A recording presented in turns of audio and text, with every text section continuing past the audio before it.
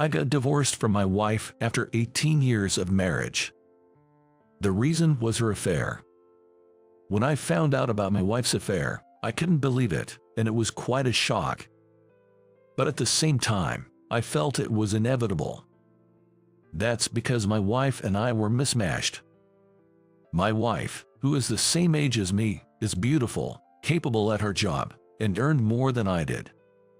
She must have grown tired of me, who never really get promoted in my career. Especially if I were to get laid off. Many companies are resorting to layoffs in this economy. Turn on the television, and it's all gloomy news. There were talks every week at the company meetings about our difficult financial situation. Yet, I lacked a sense of crisis and felt it was someone else's problem. Then one day, my boss asked me to come to the conference room. What's it about? Did I mess something up? Or is it about starting a new project? Thinking casually like that, I knocked the door at the conference room. My boss pointed to a sofa with an expressionless face and said simply, "Sit there." It was a layoff notice for me. You know our company is struggling, right? Yes. So, we've decided to make significant staff cuts. You're on the list. What? Why me? I don't understand. Why me? I confronted him in a panic.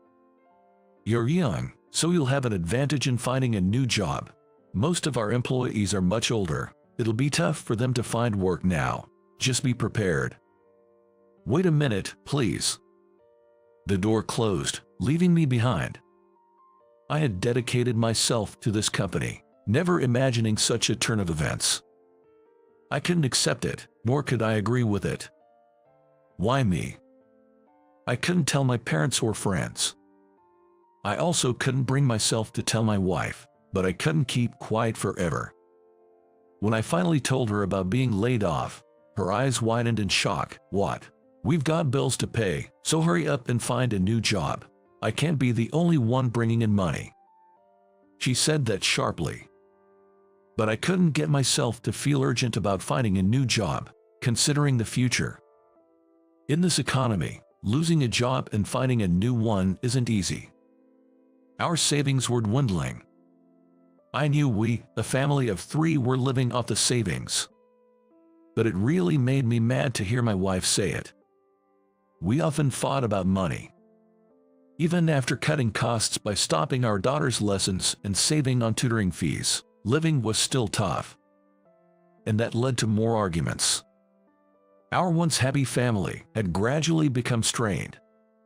One day, when my wife showed me our bank account, the low balance made me realize things were really bad.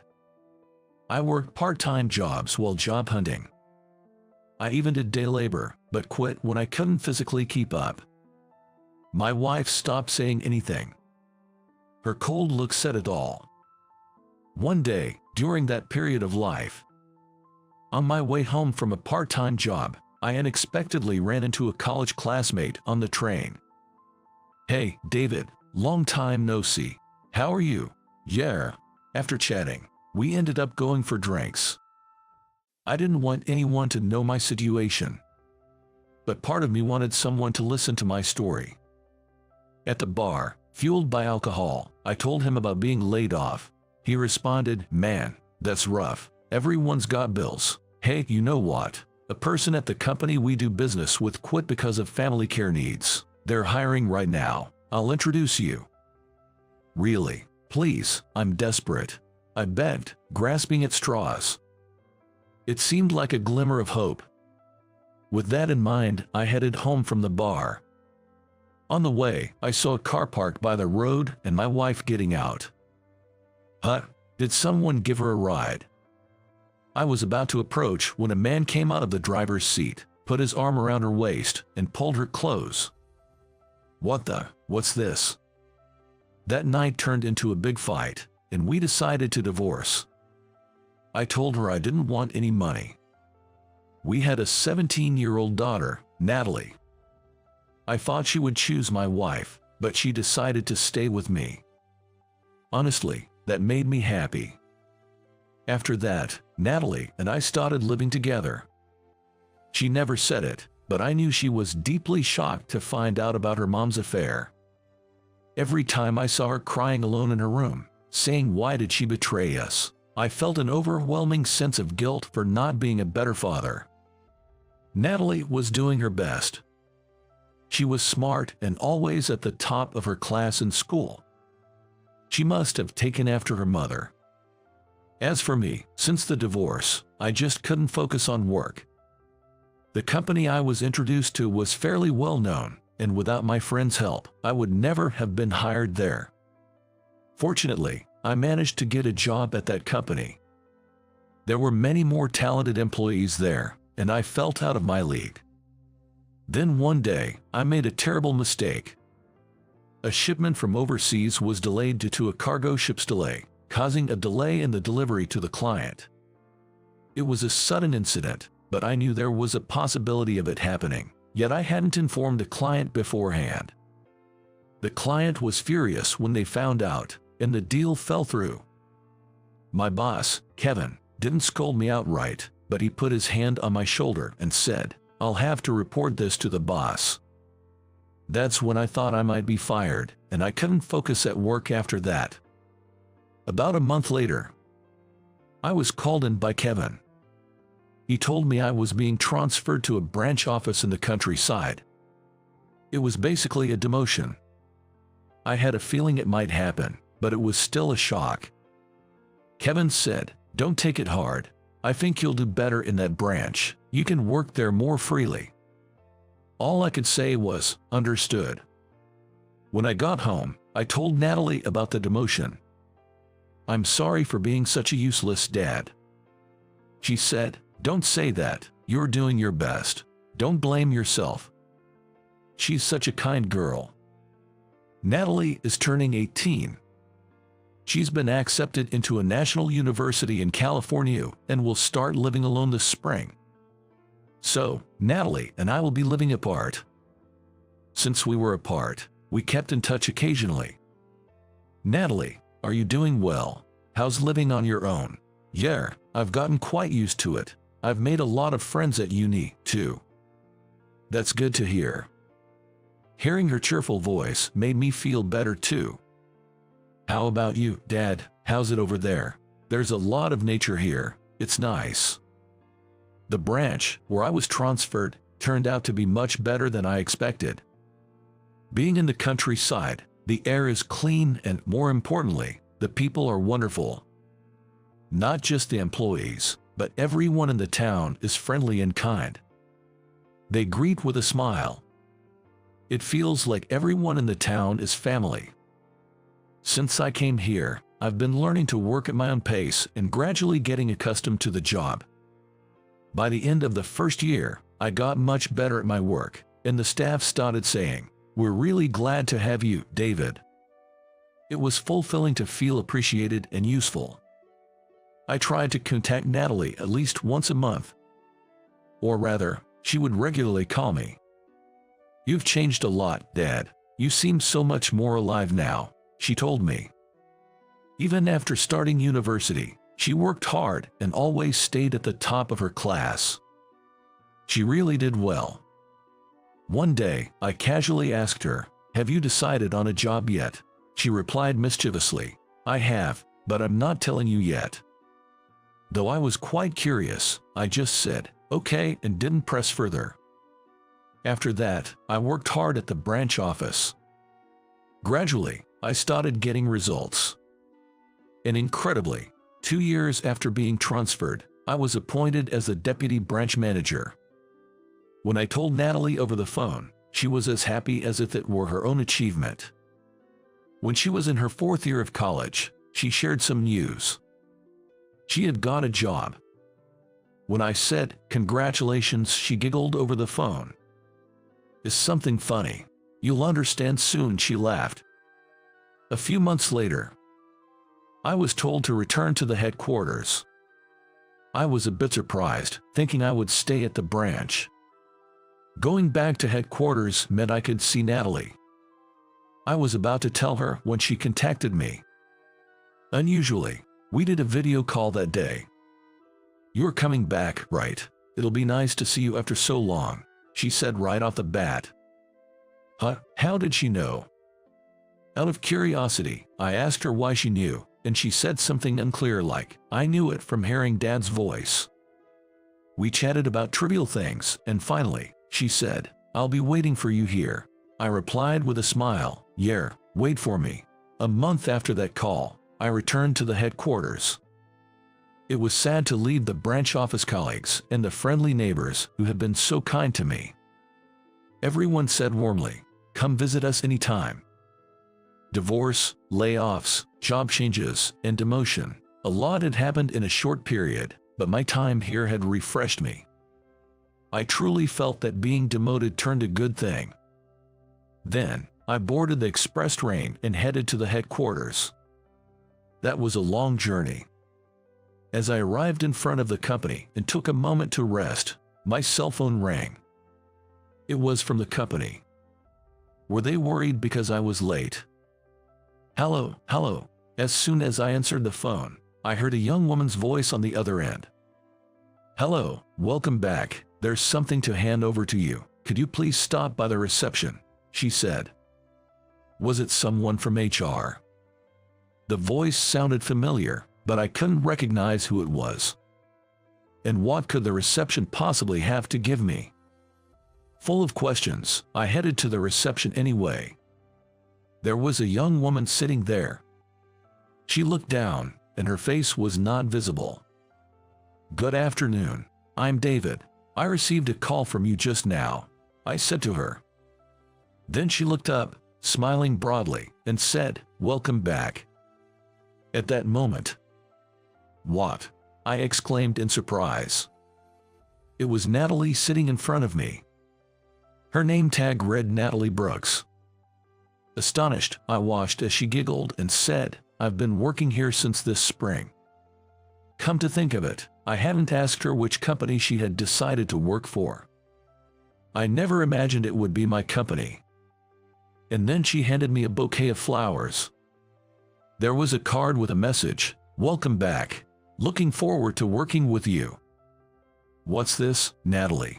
I felt an overwhelming sense of happiness. Then Kevin also appeared. Working at the same company with your daughter. That's enviable, he said with a smile. Welcome back, we're counting on you here. I bowed and replied, thank you, I'm looking forward to it too. That evening, I decided to go out for dinner with Natalie, who I hadn't seen in a while. After sitting down and toasting, I asked, why did you choose this company? You could have got a better one, couldn't you? She laughed and replied, well, I was worried about you, Dad. I thought I needed to be by your side. Is that so? I said, laughing along, and then she continued. When I went for the interview, Kevin was the interviewer. He recognized me as your daughter right away. He said that you are a very hard-working person. I also learned this from her story. Kevin didn't intend to demote me. He sent me to the countryside branch, meaning for me to take a little break and enjoy the relaxed rural life. At that time, with all that had happened, he thought the countryside branch was a better fit for me. It was his way of being kind. Natalie said, with such a kind boss, I thought I could work here with peace of mind. That's why I chose this company, smiling. Then, a bit shyly, she added, well, the main reason was that I wanted to work at the same company as you. What a sweet daughter. She started working as a receptionist at the headquarters, and her beauty quickly made her popular among the male colleagues. As a father, I'm a bit worried, but she's truly a daughter to be proud of. Thanks to my accomplishments at the branch, I'm now doing well at work. From now on, I plan to work hard alongside my proud daughter. My name is Jack. I work in the management department of a shipping company. Lately, my wife's behavior has been odd. Since she works from home as a translator, she seldom goes out, except for shopping or to the hair salon. Yet, about a month ago, she suddenly started saying she had meetings and began going out more frequently. But that's not all. She's been spending more time secretly on her cell phone and computer. and on weekends, she says I'm going out for coffee with friends. My wife used to enjoy watching dramas or movies at home while sipping carefully brewed coffee. When we first met, she was an outdoor person, but now she's mostly a homebody. She used to get tired just from attending the monthly parties or barbecues at my workplace. So she is saying she preferred to relax at home during her free time. So, for her to go out to the city to meet friends for coffee seems strange to me. We've been married for over 10 years. As far as I know, she used to meet friends maybe once every 6 months. Anyone would find it suspicious if a person who rarely went out started doing so every week.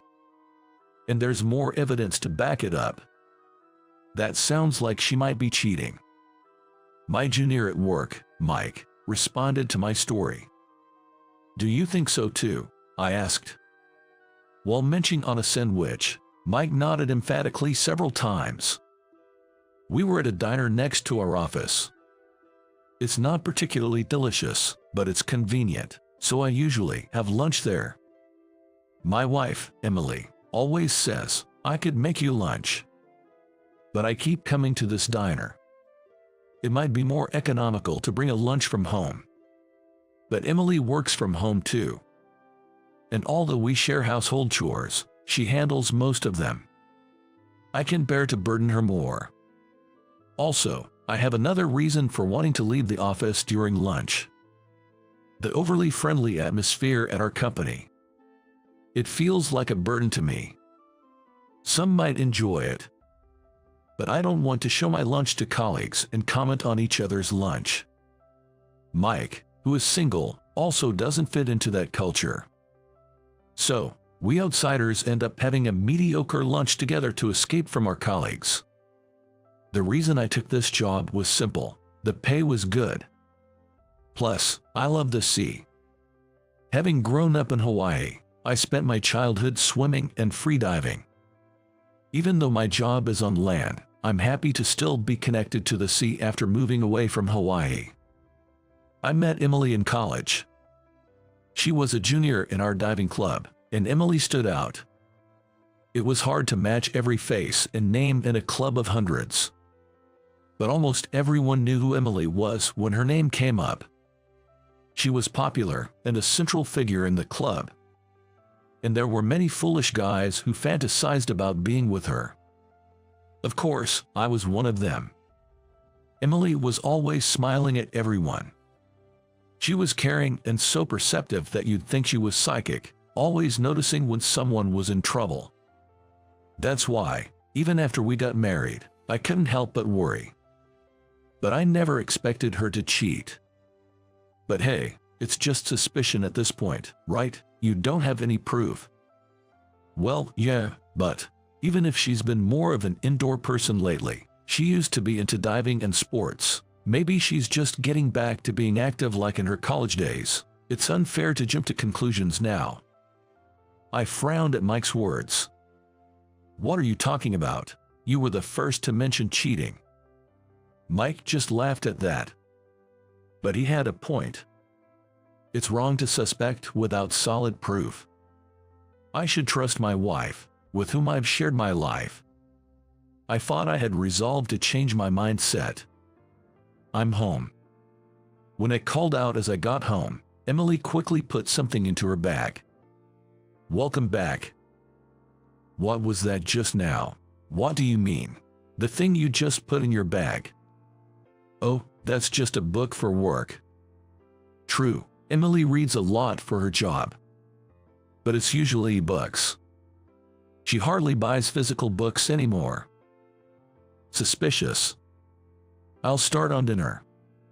Emily said that and disappeared into the kitchen. Now would be my chance to check her bag. She seemed hurried and was clearly trying to cover something up. It might be evidence of her infidelity. I reached for the bag. But I decided not to. Even as a spouse, this would be a violation of privacy. I would feel awful if she did the same to me. I'll find proof elsewhere if I need to. And I was afraid. afraid of confirming that my beloved wife might be cheating. After dinner was ready, we sat down to eat.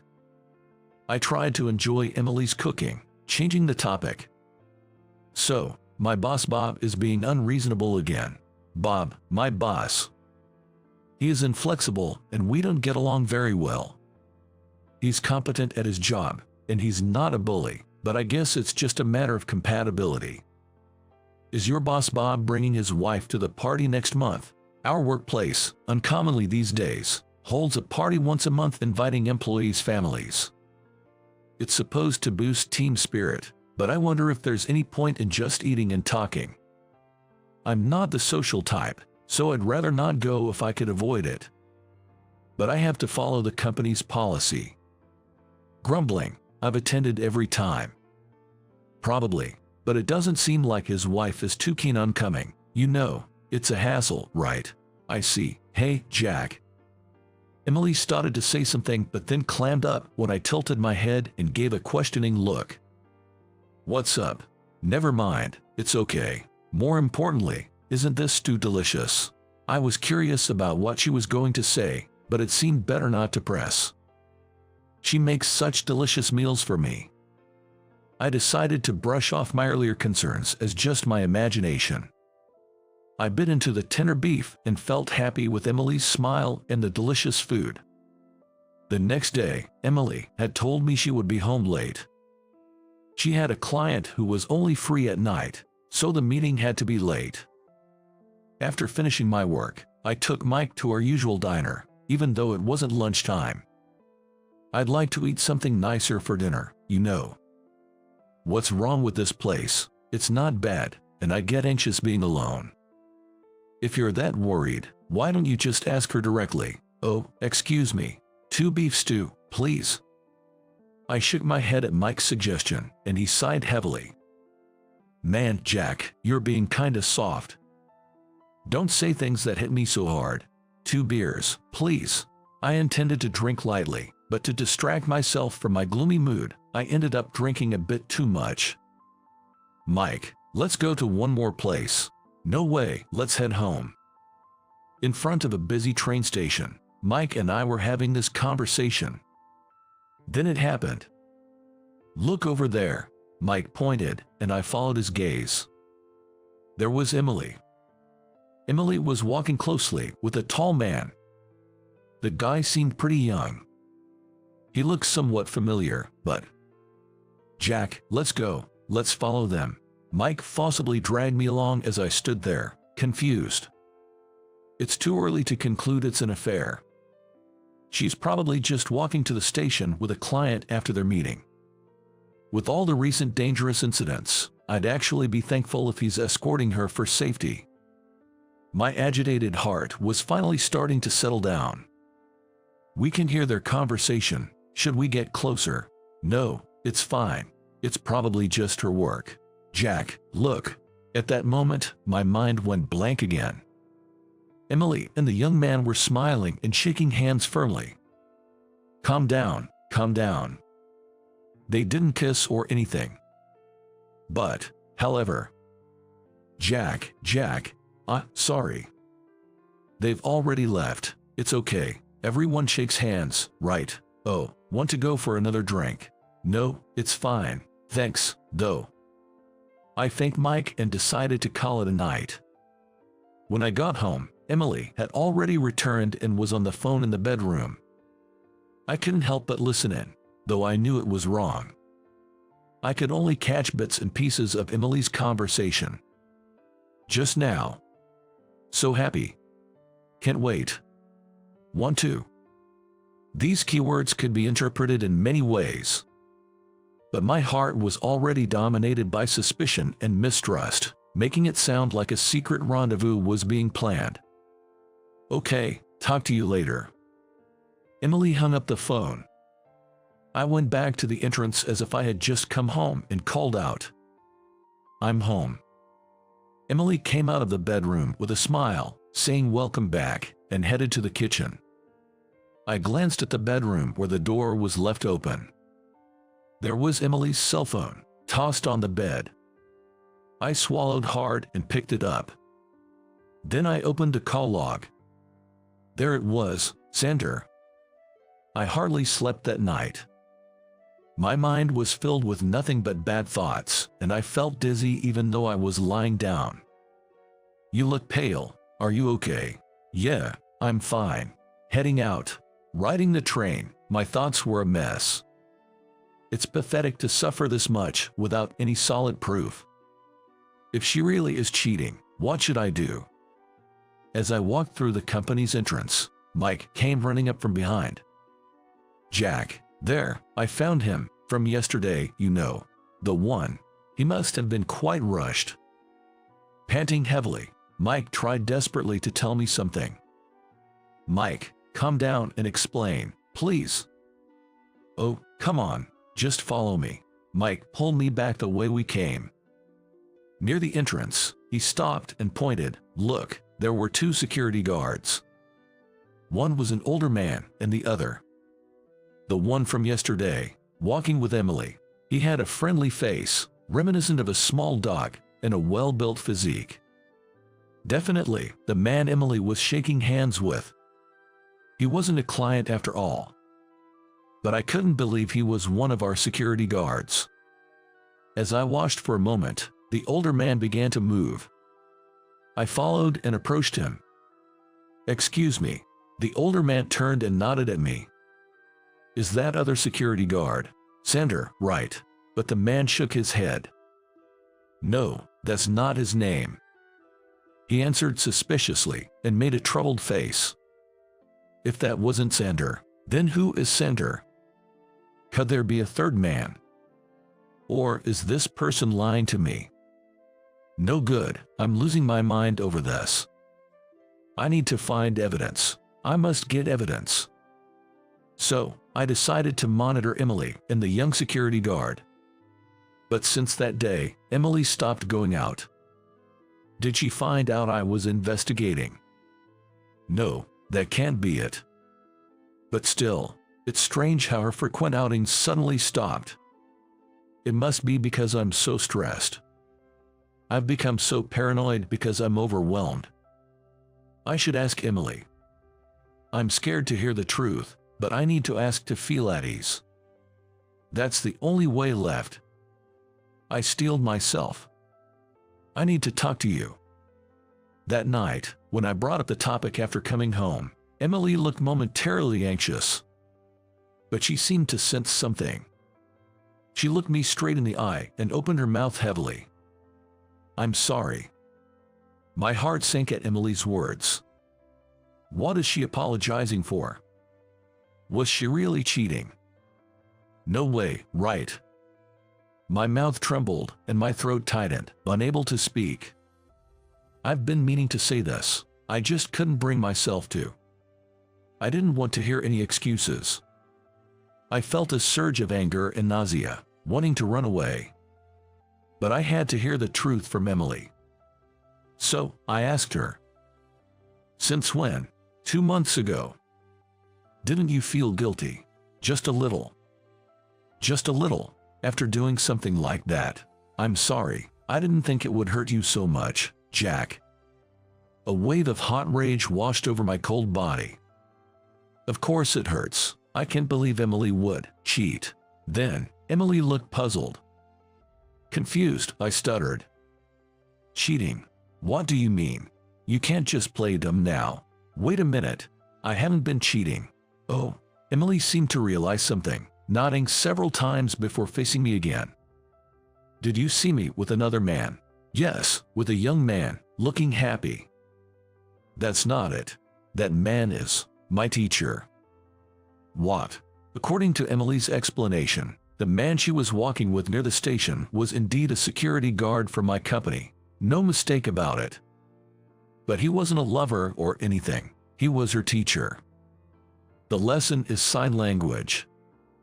Emily showed me several sign language textbooks lined up on the desk. They had notes written in various places and were marked with sticky notes. While flipping through the well-used pages, I suddenly realized something. Is it for Bob's wife? At my question, Emily nodded. Bob's wife lost her hearing in an accident a few years ago and is hard of hearing. She shows up at parties with Bob but often stays alone, unable to join in the group. Emily wanted to bond with her but hadn't been successful. However, at the last barbecue, she saw a man communicating with Bob's wife in sign language. When she approached the man, it turned out he was a security guard hired from outside. He had become friends with one of the executives and was invited to company gatherings. His sister has a hearing disability, and he's been using sign language since he was a child. When he said, "Would you like me to teach you?" she decided to take him up on it. Learning on her own would take time. She wanted to be proficient by the next gathering, so she decided to take his intensive training. The scene I saw yesterday was them returning from a study session, shaking hands in joy and gratitude for her progress in sign language. The worn-out bucks proved Emily's story was true. But I still wasn't convinced. Why didn't you just tell me? Was there a reason you couldn't say anything? That is, Emily hesitated to speak. When I urged her to talk, she timidly said with a frown, "I thought about telling you many times, but you and Bob don't get along right. I thought maybe you'd object." "I see," I realized then. I had been complaining about Bob almost every day at meals, even saying I didn't want to associate with him. Indeed, I had created an atmosphere where she couldn't share. It was none other than myself. So that's how it was. But it's natural for you to suspect me. I was meeting a man, after all. If only I had been honest from the start. I'm really sorry for making you anxious," Emily said, apologetically. I gently embraced her. "I should have just asked you instead of fretting alone. Sorry for making you feel uncomfortable." That settled everything, I thought, but there was one more question left. Remembering, I let go of her and grabbed her shoulders. "Who sent her?" "Huh? I'm sorry, but I snooped on your phone. There was a call history from someone named Xander." "No, Jack, that's not Xander. It's Alexander, the man teaching me sign language." Hearing that, I was utterly confused. The security guard was the sign language teacher, Alexander. And actually Xander. One after another, my assumptions were overturned. Amused by the absurdity, I burst out laughing. Emily joined in with a cheerful laugh. It's been about 2 months since I started suspecting Emily of cheating. Finally, my heart felt clear. After that, I started learning sign language with Emily. Perhaps because we shared a common challenge, I feel like our bond has deepened more than before. It might sound exaggerated, but I truly believe that. And I finally met the rumored Alexander. He's a very serious and nice young man, and when he learned that I had suspected him, he apologized profusely. At his gesture, both my wife and I felt embarrassed and ended up apologizing instead. It was a bizarre scene, with everyone apologizing though no one was at fault. Then came the day of the next gathering. This time, it was a standing party. As usual, I attended with my wife, Emily. As soon as we entered the venue, I saw Alexander waving and calling out, "Jack, Bob and the others are already here. I'll wait here for you." Bob was deep in conversation with some executives near the entrance. Looking around, I found his wife leaning against the wall at the edge, looking down. Emily smiled and nodded when I glanced at her. Bob's wife looked up at us, tilting her head in uncertainty. "Hello." I greeted her using the sign language I had learned. "My name is Jack. Would you like to talk?" She looked at me wide-eyed. Then her somber expression brightened as she returned the greeting. "Hello." Her smile made me feel warm inside. I'm glad I learned sign language. Seeing her so happy made it all worthwhile. The weather is nice today, isn't it? Maybe I should have worn lighter clothes. There's some delicious-looking cake over there. Alexander joined in, and ordinary small talk flew back and forth, all in sign language. I wondered how lonely Bob's wife must have been all this time. surrounded by so many people, yet unable to easily join in conversations. But she's not alone anymore. So many people want to talk with her. Emily made this passable. I can compete with her. Her talent is in healing others' hearts like this. The party, filled with more smiles than usual, was brimming with happiness. The next day, Bob came to my desk. He handed me a box, almost pushing it into my hands. Take this. It was a beautifully wrapped assortment of sweets. My wife wanted your wife to have this. From your wife, thank you. Jack, thanks for yesterday. I was so surprised, I almost dropped the box. If I remember correctly, this is the first time Bob has thanked me. She was very happy. It's been a long time since she enjoyed herself like that. I can't offer much, but let me buy you a drink tonight at my favorite bar. Bob is more blunt and awkward than anyone. I was deeply touched that he was trying so hard to express his feelings. How about we go to that diner instead of the bar? The food's not great, but I'll join too. Mike, who overheard, chimed in, raising his hand. I'm not buying for you, Mike. Why not? I used to struggle with Bob's rigid and conservative ways. But maybe he's different than I thought. Couples have misunderstandings and doubts from time to time. What matters is communication. And it's not just about talking with voices. There are as many ways to communicate as there are people in this world. Emily regularly meets with Bob's wife now. I make sure to join them to keep up with the sign language I've learned, and greeting Alexander at work has become my responsibility. Emily leaves no one behind. She's like the sun, and it's my job to protect her smile.